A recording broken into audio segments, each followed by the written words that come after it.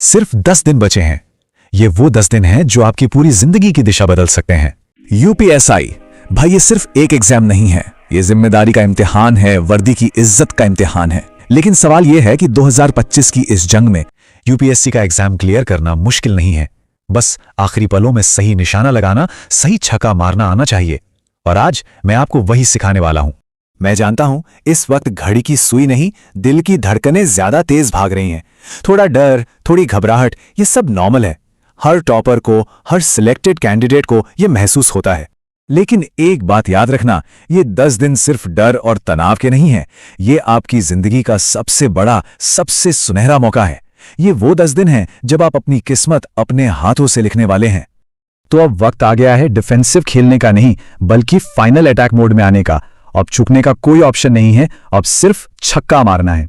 चलिए अब सीधे मुद्दे पर आते हैं। मैं आपको यहां एक टीचर की तरह नहीं, बल्कि एक सिलेक्टेड सीनियर की तरह, एक बड़े भाई की तरह वो प्लेबुक दूंगा जो आपको इस लाखों की भीड़ से निकालकर वर्दी तक ले जाएगी।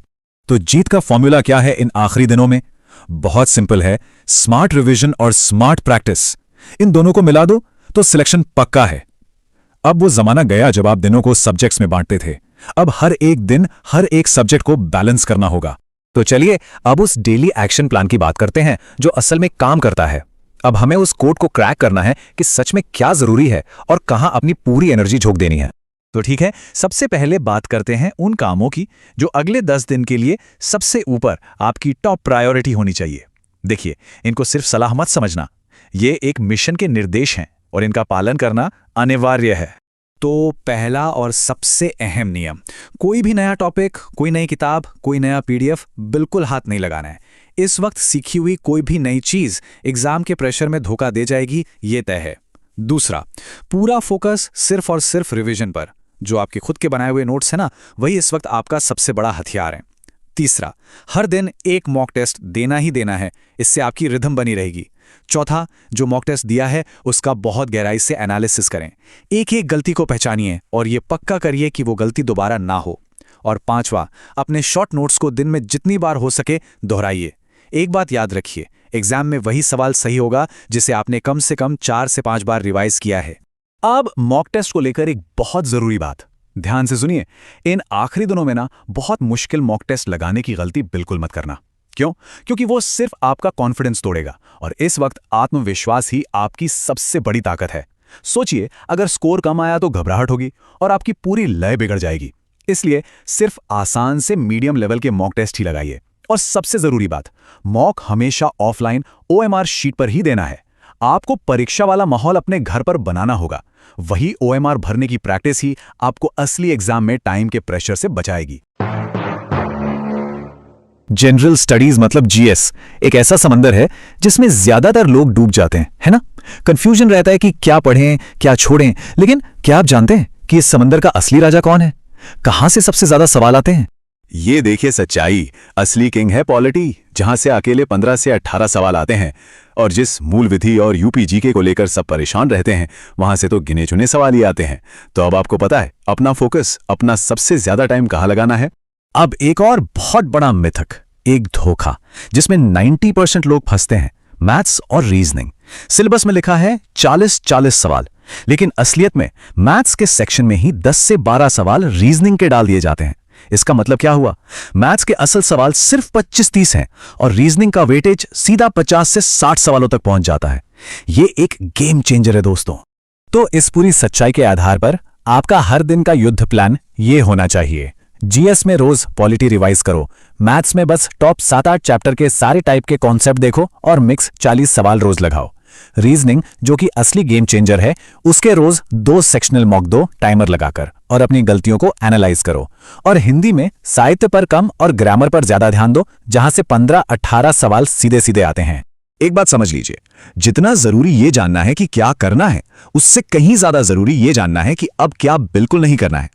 आखिरी दिनों में की गई एक छोटी सी गलती भी आपकी महीनों की मेहनत पर पानी फेर सकती है। तो ये रही आपकी क्या न करें लिस्ट। पहली बात, कोई भी नया टॉपिक जीरो से शुरू मत करना। दूसरा, जिन सब्जेक्ट से कम सवाल आते हैं उन पर अपना कीमती वक्त बर्बाद मत करना। मॉक में कम स्कोर आए तो घबराना नहीं, वो बस प्रैक्टिस है। और सबसे जरूरी, सिर्फ ऑनलाइन मॉक के भरोसे मत बैठना। असली ओएमआर शीट पर गोला भरने की प्रैक्टिस जरूर करना, क्योंकि एग्जाम में 160 गोले भरने में ही 10-15 मिनट लग जाते हैं।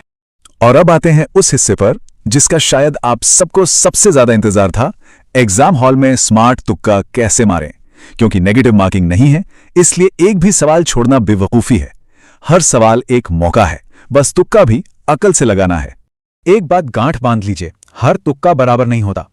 एक होता है ब्लाइंड तुक्का, मतलब अक्कड़ बक्कड़ करके कुछ भी लगा देना। इससे आपकी एक्यूरेसी गिरती है और नॉर्मलाइजेशन में आपका स्कोर कम हो सकता है। और दूसरा होता है स्मार्ट तुक्का, जो लॉजिक और एलिमिनेशन पर आधारित होता है। यह आपके सही होने की संभावना को बढ़ाता है। आपको पेपर को 3 राउंड में अटैक करना है। पहला राउंड होगा श्योर शॉट राउंड, पहले 60 मिनट में। इसमें वो 65 से 70% सवाल निपटा दो जो आपको 100% आते हैं। अगला 35 मिनट होगा मीडियम राउंड, उन सवालों के लिए जिनमें थोड़ा सोचना पड़ सकता है। और आखिर के 15 मिनट बचेंगे तुक्का राउंड के लिए। तो ये रहे आपके स्मार्ट तुक्का के सबसे बड़े हथियार। पहला, एलिमिनेशन। अगर आपने 2 गलत ऑप्शन भी हटा दिए तो आपके सही होने के चांस सीधे 50% हो जाते हैं। दूसरा, जीके और हिंदी में अक्सर जो ऑप्शन सबसे लंबा और डिटेल में होता है वही सही होता है। तीसरा, अगर 2 ऑप्शन बहुत ज्यादा मिलते जुलते हैं तो 99% चांस है कि जवाब उन्हीं दोनों में से एक है। और आखिर में, अगर कुछ भी समझ ना आए तो ऑप्शन बी या सी में से किसी एक को पकड़ो और बचे हुए सारे सवालों में वही लगा दो। चलिए अब बात करते हैं उस चीज की जो इन सब रणनीतियों से भी ज्यादा जरूरी है। वो है आपकी मानसिक ताकत। ये वक्त है इस दबाव को अपनी सबसे बड़ी ताकत में बदलने का। एक बात हमेशा याद रखना, एग्जाम हॉल का कॉन्फिडेंस कोई तोहफा नहीं है जो ऊपर से मिलता है। इसे कमाना पड़ता है, बार बार लगातार अपने हाथों से बनाए नोट्स को रिवाइज करके। जिसने अपने नोट्स को 4 से 5 बार नहीं घोंटा है उसे एग्जाम में कुछ याद नहीं आने वाला। सिलेक्शन हमेशा उनका होता है जो आखिरी पल में टूटते नहीं, बिखरते नहीं, बल्कि अपनी रफ्तार को और भी ज्यादा तेज कर देते हैं। ये परीक्षा आपके ज्ञान से ज्यादा आपके हौसले की है। ये 10 दिन आपको बुरी तरह थका देंगे, आपकी हिम्मत को तोड़ेंगे। आपको लगेगा कि बस अब और नहीं। एक बात गांठ बांध लीजिए, इन 10 दिनों में आपकी सेहत से बढ़कर कुछ भी नहीं है। दोपहर में खाने के बाद सोने की आदत है तो उसे छोड़ दीजिए। सोचिए, अगर आपकी एग्जाम की शिफ्ट ही दोपहर की हुई तो वहां आपका दिमाग सुस्त रहेगा। इसलिए हल्का खाना खाइए, खूब पानी पीजिए और बीमार पड़ने से बचिए। 1 या 2 दिन की बीमारी भी आपकी महीनों की मेहनत को बहुत पीछे धकेल सकती है। और मैं जानता हूं, जैसे जैसे एग्जाम का दिन पास आ रहा है ना, दिल की धड़कनें तेज हो रही होंगी। एक डर सा बैठ रहा होगा कि क्या होगा, सिलेक्शन होगा या नहीं, कहीं मैं सब कुछ भूल तो नहीं रहा। ये सब सवाल मन में आना बहुत नॉर्मल है। तो मेरी एक बात सुनिए, ये जो डर है ना, ये बहुत नेचुरल है। सच तो ये है कि डर लगता ही उसे है जिसने वाकई में मेहनत की है, जिससे कुछ खोने का डर है। जिसे डर नहीं लग रहा उसका मतलब या तो उसने कुछ पढ़ा नहीं है या फिर उसे कोई परवाह ही नहीं है। तो आपका ये डर इस बात का सबूत है कि आपने तैयारी की है। ये एक सिग्नल है कि आप सही रास्ते पर हैं। तो इस डर को अपनी कमजोरी नहीं, अपनी ताकत बनाइए और खुद पर भरोसा रखिए। ये आखिरी 10 दिन, ये सिर्फ आपके ज्ञान की नहीं बल्कि आपके संयम और आपकी दृढ़ता की परीक्षा है। भटकना बिल्कुल नहीं है, शांत रहना है, फोकस्ड रहना है। आपने महीनों जो तपस्या की है, अब उसे उसके अंतिम अंजाम तक पहुंचाने का वक्त है। अपनी रणनीति पर विश्वास रखिए और उससे भी बढ़कर अपनी मेहनत पर विश्वास रखिए। वो वर्दी, कंधे पर वो सितारे, वो आपका इंतजार कर रहे हैं। इन 10 दिनों में अपना सब कुछ झोंक दीजिए, अपना सर्वश्रेष्ठ दीजिए। जल्द ही मुलाकात होगी वर्दी में।